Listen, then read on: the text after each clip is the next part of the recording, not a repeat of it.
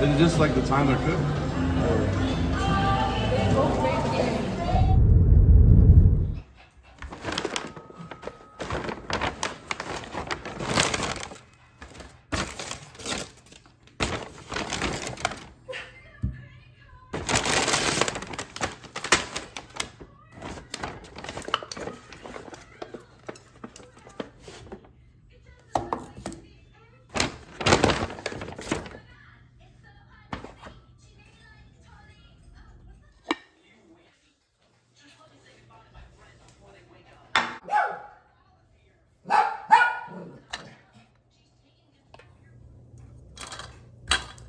Okay, so it's my first time trying this grapefruit one. Normally I get the lemonade, but it didn't have any. I didn't feel like mixing the other drinks. Ooh, sparkling grapefruit. I actually have this scent, something similar in my candle line, in my woodwick line. Yeah, but I call it, ooh, smells so good. Smell the fresh grapefruit. What the heck am I losing my mind here? Nope, we're not gonna say that. I do call it grapefruit. No, I don't. Hold on. Yeah, had a brain freeze moment. I call it serendipity. So what I have here is a salad with, get down lucky, with tofu, but they call it sofrotes. Yeah. So it's gonna take half. So basically what it is that I'm eating today, lunch with Lisa, lunch on the go, is salad, a mixture of romaine and regular lettuce, and brown rice, a combo. I started doing a combo of pinto beans and black beans. Then I have the sofrotes, which is the tofu, a little bit of corn, a little bit of the spicy sauce. Guac is extra, guacamole, and a little bit of corn, a little bit of cheese, a little bit of sour cream, and then this is what I really want. It's just the quesadilla, which is just melted cheese, and that with some chips.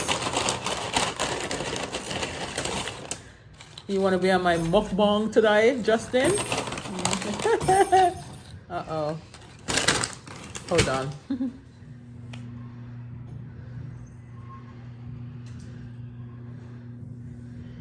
So guys, let me taste the grapefruit.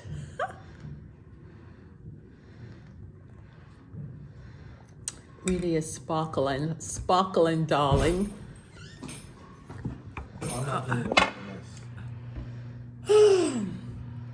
My son, oh my gosh.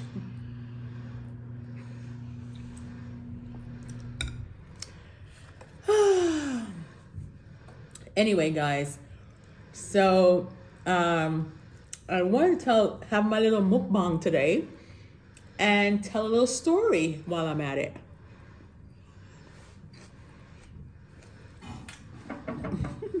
Oh, I love the spiciness. Something that's finally spicy. Woo, woo.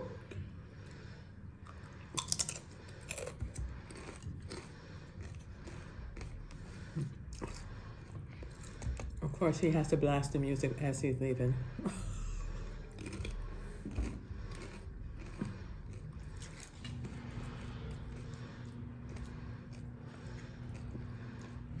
But anyway, guys, there's a storm, a hurricane going on right now called Beryl. So when I heard the name, I was like, oh my gosh. What's the likelihood that they would name a storm Beryl? So let me give you a little back history on that name Beryl and how it relates to my family. This is actually good.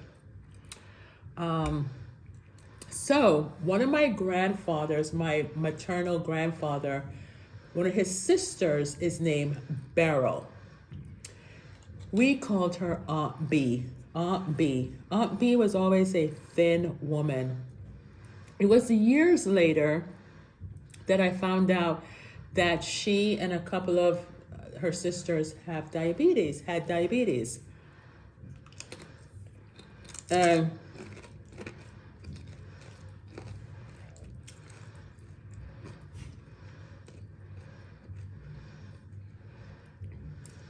the one she ended up living with at the end, both of them succumbed to the diabetes. So when I heard the name Beryl, normally I see a list. I don't watch the news. If you've been following me for a while, you know that I don't watch the news, right? But some way, somehow, every year I see the names of all the hurricanes, and I wasn't paying attention this year, or I haven't seen it. So when they started talking about Hurricane Beryl, I was like, oh my gosh, how random and how weird that they would go to an old-fashioned name like Beryl. Does anyone name their kid Beryl nowadays? Comment down below if you do. Or would you?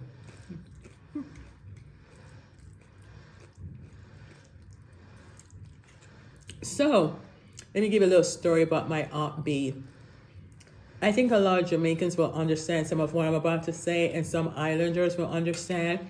Growing up, I never knew much about Aunt B, Beryl. So, we would meet our grand aunts on occasions, you know, because they lived up in Trelawney, up in the mountains, and we lived in town. And this is all in Jamaica, guys. And then when we migrated to the U.S.,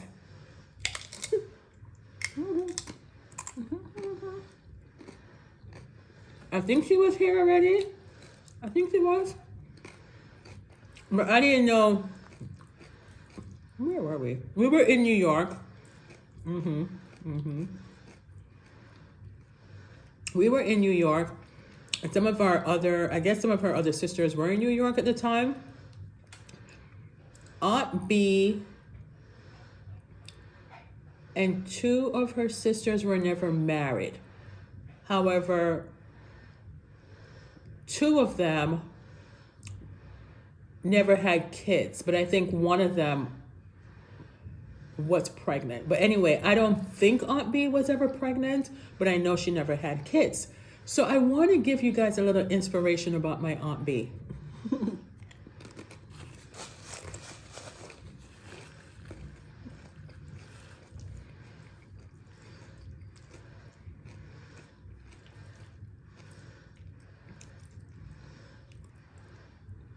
Lucky, wait until I'm finished eating, please. Get down.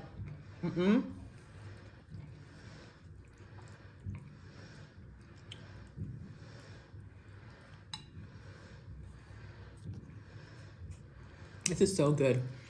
Aunt B was always a thin woman. I didn't find out until years later that she had diabetes, right? Did I repeat that already? I'm not sure. But anyway, you feel the kick of the pepper. So, we lived in New York for a while, and then we moved to Florida, and then I think it was, I wasn't sure, don't remember if I was still living in New York or was I visiting New York. I want to say I'm leaning more on the visit side. But anyway, this is years later. I'm now a teenager, young adult. I want to say young adult. And one of my aunts in New York, I was visiting her house like I normally was. And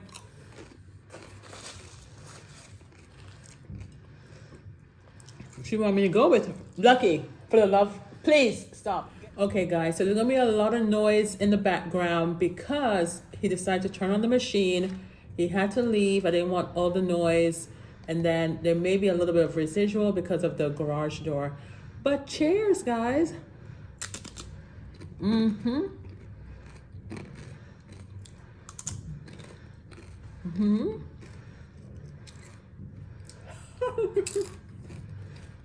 me do a thumbnail. Get down, Lucky. Lucky! Lucky, stop right now. Oh my gosh, with all these interruptions. Hold on. Yeah. You're not having good manners right now, okay? You're showing the people that you're begging for food, and you always beg for my food when you have your own food over there. You're not supposed to be eating this human food anyway. But anyway, so this is why I like to do my videos and editing and stuff late at night when half of them are tired and not coming in and out the house or doing whatever. And because it's just, it's too much going on. Right. So anyway, lucky you were just eating your food. Go back over there and eat your food right now.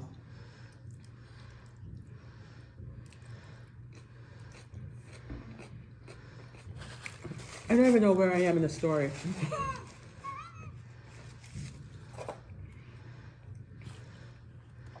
So one of my aunts wanted me to visit, go with her somewhere. She didn't tell me, or maybe I wasn't paying attention until we show up at the house. When we show up at the house, I think we heard that Aunt B had gotten married. So here's my little, it's a little inspiration to everyone. I'm not sure because I don't know all of my grand aunt's business like that, but I love to hear old people, mature people's stories of how they were when they were younger. We never knew that much about Aunt B. Her sisters did. Thank you for sitting. All we did hear was that Aunt B, up in her years, back then we thought 50 was old. We thought 60 was old. So people even thought 40 was old. So we heard that Aunt B got married. I'm not sure if this was her first boyfriend. I'm not sure, whatever, but I definitely know it was her first husband. So the inspiration is that you will find love somewhere along in your life, hopefully. Aunt B got married late up in years. Don't quote me on the age. I would have to call everybody to find out what age Aunt B. I'm sure they said it at the time, but I don't remember. And normally I'm the one in the family with the good memory. I remember everything, but I don't remember. All I remember was that I was the one that found some pictures that she had that she didn't know she had of my grandmother and grandfather and some other people when they were younger. And then they blew up the pictures and then gave it to everyone. And her other sister husband was charging people for it. And anyway.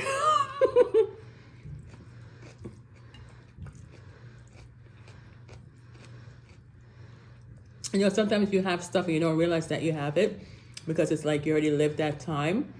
And I was like, wow.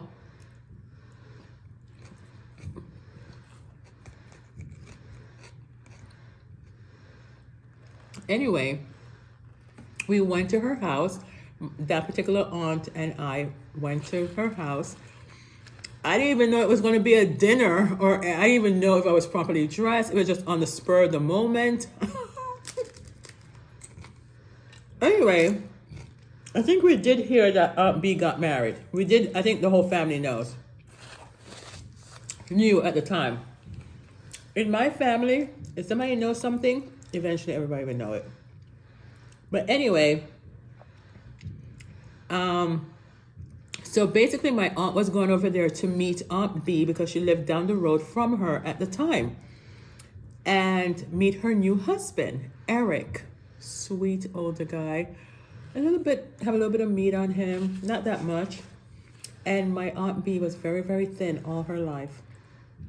And, come to find out later on, it was maybe due to the diabetes, maybe it was her health style, because I actually have an aunt who's been, out of all my mom's sisters, I think she's the only one that's been thin her whole life too, right?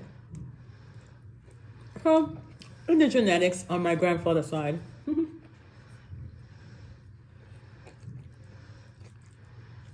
But anyway, we're visiting Aunt B, they all remember, because as a child, I remember meeting her probably when I was younger, and probably saying, hi, it's an island thing, or whatever. You say hi to Aunt so-and-so, and half of them you don't remember. I try to remember all of them.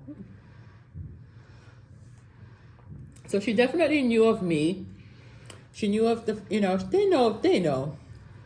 And so I remember, so I was like, Aunt B, you know, we hugged and they catch up a little bit. Then she offered us food, guys. And I was like, I think my aunt, I think my aunt was trying to get out of it. But I think they wanted the company, you know, when it's just the two elderly people in the house, you know. And plus, maybe it was her first time entertaining some of the family members. Who knows? But we sat down to eat. And I remember we sat at her dining room table and her husband was there. I sat there. My aunt was helping Aunt B serve. And then, we sat down to eat. And then, I didn't think anything of it. I was just thankful and grateful. But, her husband cracked a little joke to say, yeah, the rice is a little bit tough.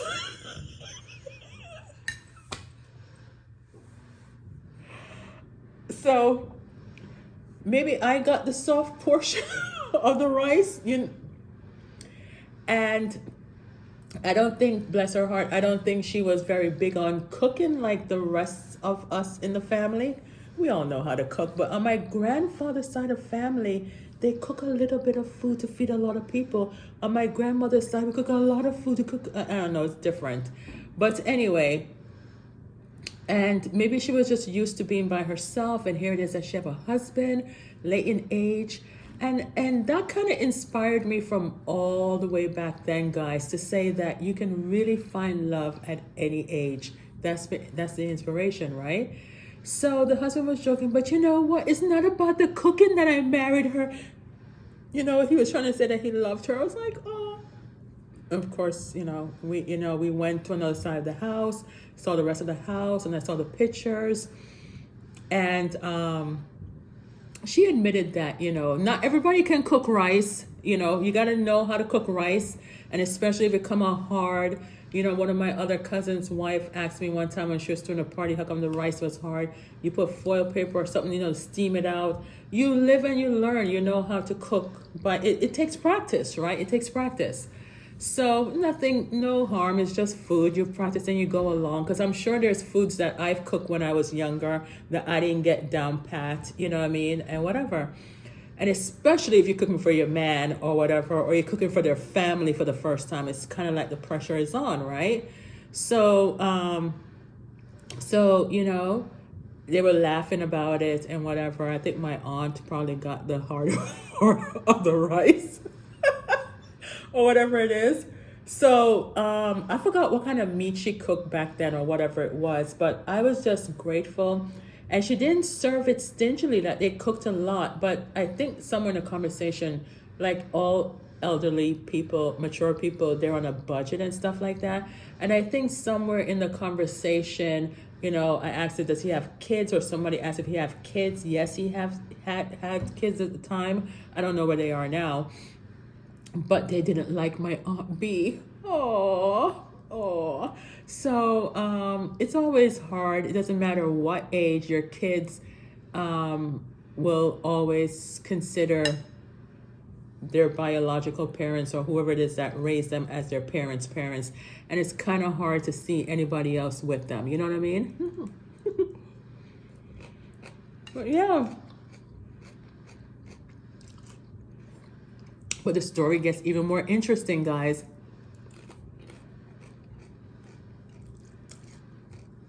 God bless you. So I went off to college, and we hear stuff in the family and whatever. And then we heard that poor Eric passed away. It was sad. I forgot what he died. God bless you. I forgot what he passed away of, right? So here she is, newly married. And I feel that when you waited all this time in your life to be married, and then you're finally married, and then somebody passes away, be thankful for the time that you had together. And that's why you have to make the most of your time together, right? But here is where it gets very interesting. So Aunt B didn't know where to go. She couldn't afford anything by herself. You know what I mean? I don't even know what Aunt B did for a living. I'm sure it was something studious. She always wore her glasses, you know what I mean?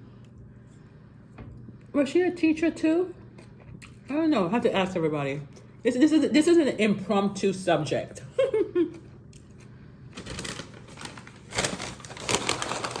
So, Lucky, get down. So what happened is that she didn't have any place to stay, and I think one of her sisters in Florida, because by that time, we had my mother and sisters moved to Florida. I was still in college and I didn't want to move, so I waited until I finished, graduated, and then I moved to Florida. So her other sister was already living in Florida. So I don't know what kind of arrangements they made, but she ended up living with that sister, right?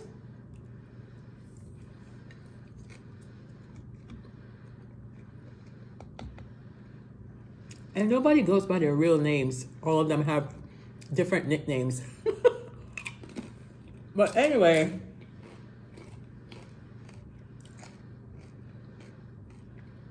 here's what happened.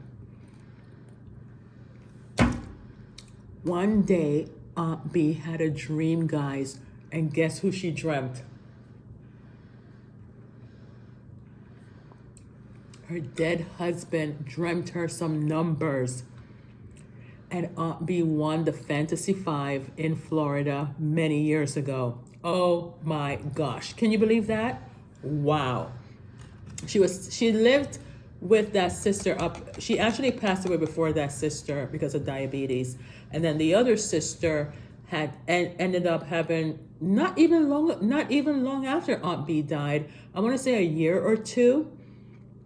That sister had one of her legs amputated because of the diabetes, and then she eventually couldn't handle it, and then she passed away also.